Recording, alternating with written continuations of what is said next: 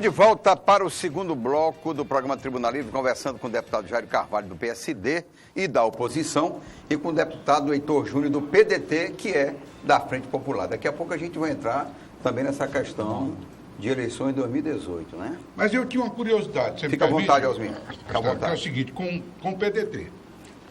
O PDT faz parte da Frente Popular do Acre. Sim. Né, grande frente.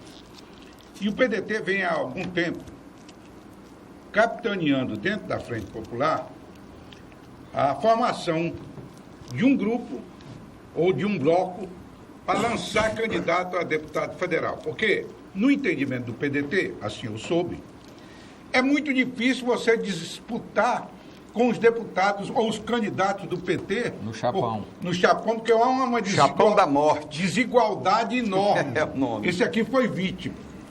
Esses outros foram vítimas de disputar junto com o PT. Como é que está essa situação hoje para 2018? Mas isso aí é uma realidade do PDT. O PDT está formando uma chapa de deputados federais e também de deputado estadual própria. Veja, na eleição passada, nós fomos o segundo partido mais votado. Nós tivemos 33 mil votos e elegemos 2 deputados estaduais, com sangue puro. Né? Então, o PDT tem essa perspectiva, mesmo porque nós vamos ter presidente da República, candidato a presidente da República. Quem é o candidato a presidente de vocês? O Ciro Gomes é o nosso candidato. Ciro Gomes. Tem palanque, né? Até o momento é o Ciro Gomes, o nosso. E como é que... E tem até a possibilidade de nós lançarmos um candidato a governador, e por que não? Nós podemos ser aí uma nova via política no Estado. Mas vocês querem montar esse bloco, essa chapa, sozinho ou com aliança com outros pequenos partidos? Não, veja, a ideia inicial, o presidente Che, ele tinha uma ideia voltada a isso aí, fazer uma composição com outros partidos. Mas a gente desconfia que os outros partidos, quando chegar a hora certa mesmo, eles possam pular fora do barco. Como sempre aconteceu. Então, eu sou um defensor, deputado Jesus, os companheiros do PDT, nós estamos incentivando a formação da chapa própria para deputado federal. Né? A chapa própria para deputado estadual já está selado isso daí. Né? Mas para deputado federal a gente pode sim, se nós tivermos nomes corajosos para disputar, a gente vai enfrentar. A chapinha. Astrid, me permita, Narciso. Mas a chapinha seria formada com outros partidos. Isso. Nós queremos sair com a chapa própria. Eu quero estender também para a isonomia ao nosso querido representante do grande PSD. Petecão. E do nosso senador. Como é que está pensando o PSD? PSD é um dos partidos que mais cresce nesse estado do Acre. Não é o PDT, não? Não, é o PSD. É o PSD. Um exemplo, sábado agora tivemos um evento com mais de 1.000 pessoas ali na chácara do senador Petecão. Onde chácara não, Fazenda Boi Cagão. Não, é uma chácarazinha, né? Tem o nome de fazenda. Porque já inventaram. Eles já inventaram o negócio de fazenda. Matando 2 bois da chácarazinha lá, todo mundo vai. Não tem negócio de churrasco, só liderança do estado todo. Eu estive lá como observador. Olha, o Osmir estava lá, viu? O PSD, Osmir estava lá. O PSD hoje nós temos uma chapa, a candidato a deputado estadual, né? Uma chapa pura, nós vamos lançar. E temos também vamos ter um candidato a deputado federal que com certeza dessa vez agora a gente elege. Que nós estamos lutando, batalhando para que seja... Que é o Marivaldo. O Marivaldo, que hoje... Vamos atrás de convencer ele, né? Ele ainda é presidente do banco, né? Então, ele é presidente do Banco da Amazônia. Pré-candidato. Isso, nós estamos atrás de convencer ele, porque entendemos que ele é um quadro excelente para o PSD e que muito bem vai representar o Acre, representar os acreanos e a família PSD, que já está definido, mais ou menos, dentro da aliança da oposição aqui no Estado, que o senador Sérgio Petecão será o candidato natural, o número 1. Foi definido, dito pelo nosso pré-candidato a governo, Gladys Cameli. Mas o Bocalone discorda, né?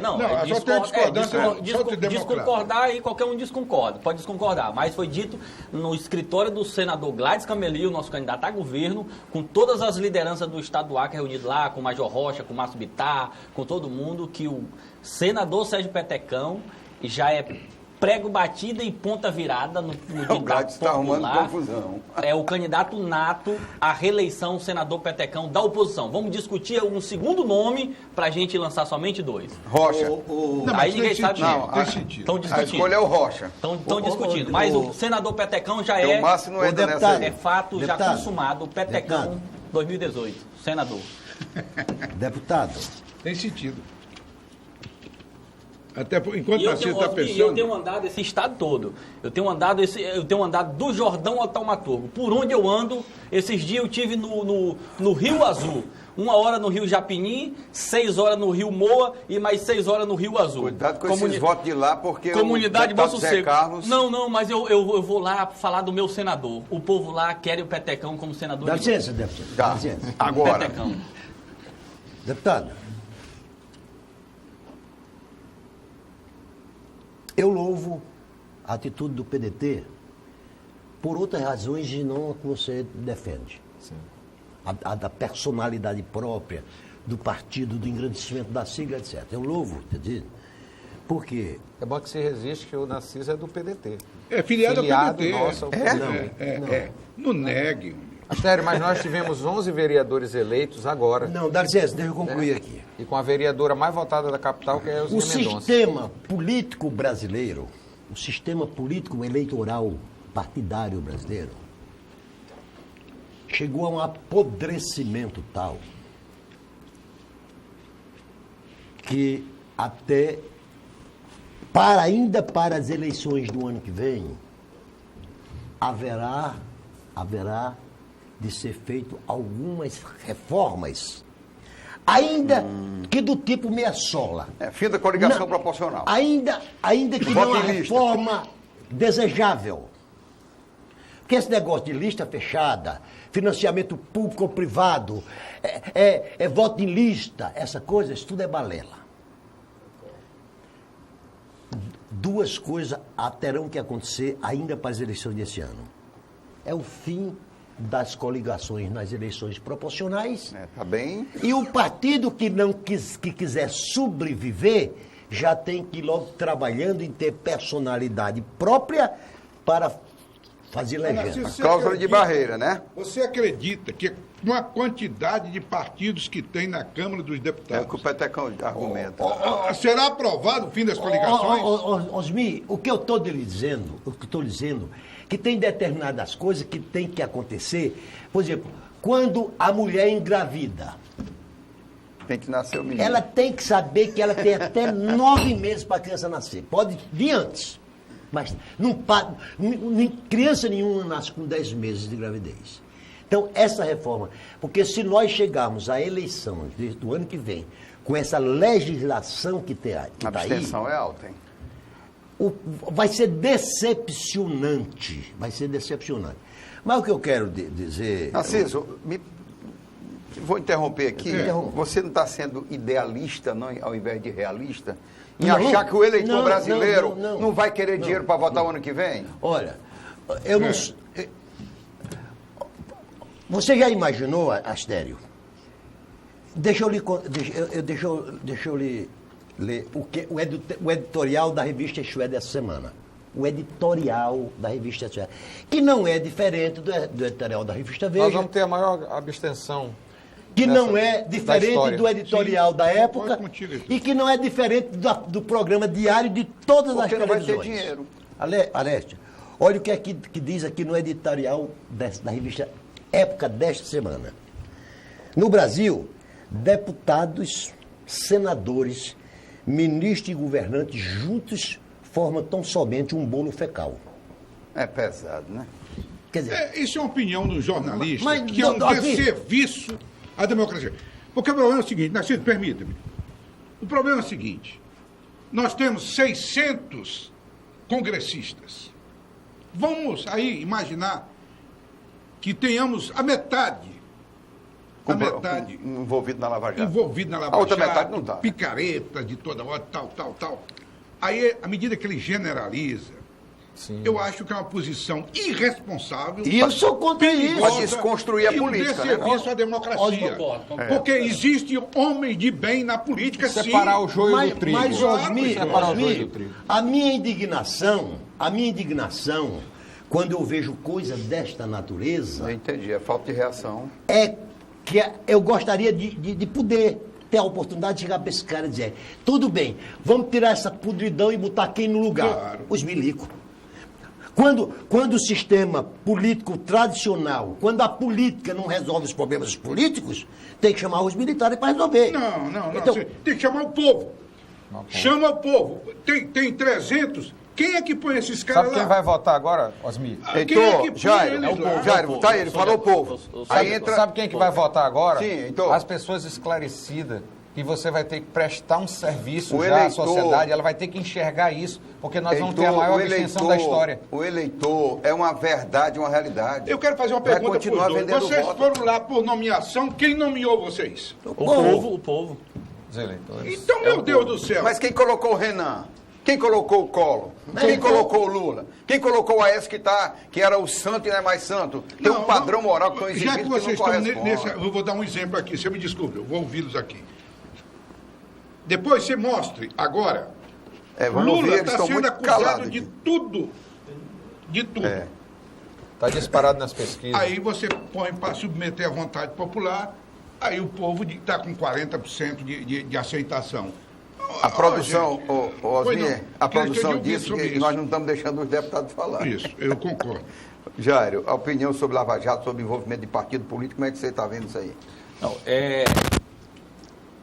o povo, é como foi dito aqui, eu acho que a solução aí é o povo saber votar. E as pessoas precisam... O problema todo aí está na hora de decidir o voto. É decidir o voto. É não se... Porque é como foi falado aqui, estão satanificando aí... O político. Isso, o político está sendo generalizado, mas só que estão esquecendo lá na ponta quem foi que colocou o político e por que ele está lá. Então eu acho que o povo, as pessoas que votam, tem que pôr a mão na consciência, entendeu? E votar pela proposta. Votar na pessoa e não vender o seu voto. Não vender o voto, porque... Número, porque gênero e grau, eu estou isso, de acordo. a pessoa é como... cruel. ainda tem mais um. Eu acho que nós temos que começar a ensinar as pessoas a votar lá na escola, lá no pré-escolar. Que é para ver se daqui a nova geração Cria aprende a uma votar. consciência política, né? Eu criei até um projeto lá na Assembleia Legislativa que foi falando sobre política e foi até aprovado. E vai ser ensinado nas escolas. Que fala sobre a política e a politicagem. Que a política é coisa boa, a politicagem é que é a desgraça. Deputado Heitor, sua participação. Isso é um tema de muita responsabilidade, mas eu acredito que os políticos eleitos a partir de agora, então, eles vão ter que mostrar um serviço muito grande à sociedade. Vai ter que ter uma confiança mútua entre eles aí. É um valor. E eu acredito, Osmir, que essa eleição de 2018, ela vai ter a maior abstenção da história. Por isso, o nosso trabalho maior ainda do político de convencer aquele cidadão de bem, e aqui eu falo, como eu falo em todos os lugares das minhas reuniões, que nós temos que separar o joio do trigo. Sim. Não é possível que todos os políticos sejam bandidos. Eu não acredito nisso. Não, também não. Então nós temos Eu que não sou convencer, bandido, eu sou político. nós temos que convencer o eleitor que ele tem uma proposta, que ele tem uma pessoa que tenha qualificação. Que tem homens de bem ali. Exatamente. Que cumpre. Agora tem que ser colocado à vista da sociedade. A sociedade precisa conhecer esse trabalho aí. E como é que ela vai conhecer? Se aproximando mais do deputado dela, mais do político que ela admira ou que ela tem respeito. Agora, um problema seríssimo que está ocorrendo aqui, que ninguém tem explorado esse assunto, é a questão das redes sociais, Astério. Ela julga, condena a pessoa numa velocidade Tritura, incrível. mói, né? E aí, depois que vai ver que não era nada daquilo ali. Então, politicamente falando hoje, nós temos que ter muito cuidado com as redes sociais, muito cuidado, assim, de levar a nossa proposta àquela base que nós temos. Olha, eu defendo os portadores de hepatite, o Estado todo sabe. É uma história, né? Eu tenho uma história história de vida, eu fiz um tratamento, estou dentro do projeto de saúde desse Estado que ajuda a salvar vidas. E você viu aí a resposta da sociedade, quando a gente tem um trabalho sério, na eleição da minha esposa, Elzinha Mendonça. Foi a mais votada da capital, com 3.878 votos. Né? Então, esse trabalho aí é que vai ter a resposta do eleitor. Então, aí é onde eu concluo aqui dizendo assim, nós vamos ter muita abstenção se nós não fizermos o dever de casa. A sua base, a base do deputado eleitor, a gente sabe que é na área de saúde, todo esse trabalho histórico que ele faz. A sua base eleitoral está mais aonde, deputado Jair? É evangélica, né? É a Assembleia de Deus, do qual eu faço parte há 27 anos. Senador né? Guiomar, Paz de Castro, isso, né? Hoje eu pertenço a uma instituição que nós temos hoje, são aproximadamente 1.100 congregações, entendeu? A Assembleia de Deus e 85 mil membros no Estado. 85 mil membros no Estado do Acre. Você vê aonde eu citei o nome aqui no Alto Juruá, onde eu vou, são um povo evangélico. Então, é lógico que eu como deputado estadual, eu vou atingir todo esse povo. Mas eu tenho os meus contatos, aquelas pessoas que são ligadas a mim. O eleitor evangélico está mais esclarecido, porque sempre houve uma opinião corrente na sociedade, não tá, dizendo que é a minha, de que o eleitor evangélico votava no Cabresto. O povo tem estudado, Deixa eu explicar aqui nesse setor quem é que não estão esclarecidos. São os candidatos evangélicos, que são em grande número aí. Fraciona. Mas eu faço uma pergunta. Então não é o eleitor, é o candidato. Mas Helder Paiva ficou 20 anos ali na Assembleia e o reduto dele era 36 anos de mandato. Isso, era a Assembleia de Deus, né? Sabe que eu tenho a maior estima pelo meu deputado. Né? A pergunta não tem nada de agressividade, mas eu perguntaria o seguinte. Os evangélicos, aí eu estendo a todos, inclusive no Congresso Nacional, na medida em que se colocar para votação um projeto de interesse nacional, mas que contrarie princípios evangélicos, de que lado você ficaria? Não, se ferir os princípios bíblicos, aí eu fico do lado da Bíblia. Isso é que eu gostaria, porque há um questionamento muito grande sobre isso. Sem questionamento. Todas as decisões minhas eu vou ficar sempre pautado nos critérios bíblicos. Me ajuda a entender aqui uma coisa. O senhor sabe que quando se falar de oposição ao PT no Acre, tem que respeitar a minha origem. Tem que respeitar o meu passado. Agora, hoje tem muitos antipetistas. Neopetistas, né? Não, neo-antipetista. Tem neo-antipetista que engordaram, que foram cevados no coxo do PT. Na gamela. Na gamela. Eu me lembro da eleição de 2000, aqui disputando a prefeitura de Rio Branco, Bocalon estava junto do PT, Petecão junto do PT, Luiz Calixto junto do PT, Márcio Bittar junto do PT, todo mundo junto com o PT. E nós... Aí, ainda agora me quiseram me provocar, aí eu faço a pergunta a mim mesmo. Por que é que eu saí da oposição? Saí da oposição no dia que eu, disputando a eleição, embora tendo sido o 6º mais votado dos 8 candidatos a deputado, por causa da questão da legenda, e por isso se preocupa com a legenda, eu fui o 6º mais votado, e se elegeu 8, eu fiquei de fora. Sim. Aí, o meu filho, Narcisinho, me fez um pedido para eu deixar a política, e eu perguntei, por que, meu filho? Ele disse, papai, a política não é para o senhor. Porque o senhor provoca o ódio nos adversários e a inveja nos correligionários. Aí pronto, Isso é difícil. Sim, mas você não é... Você está se colocando porque eu deixei de ser oposição. Você nem é oposição. O quê? Você é o governo? Não sou... Não, nem uma coisa nem outra. Eu estou à vontade, Por exemplo, se houver uma eleição para presidente da República hoje, o meu candidato é Geraldo Alckmin. Já por antecipação. Agora, se o candidato for Lula e Aécio Neves, eu voto no Lula. Se fosse Dilma e Aécio Neves, eu votava na Dilma. Porque, pelo menos no meu entendimento, ela tem mais caráter do que ele. Vou votar no Aécio Neves porque eu vejo o embrionário do estadista no Alckmin. Nós vamos para o intervalo. Temos que ir para o intervalo. Mas deixa eu fazer a pergunta para ele responder depois. E uma das coisas que me preocupava e que nós, naquela época, construímos na oposição foi unidade. Eu pergunto, nestas eleições, em nome do candidato a governador, já há um consenso estabelecido em relação ao nome do Gladys Cameli.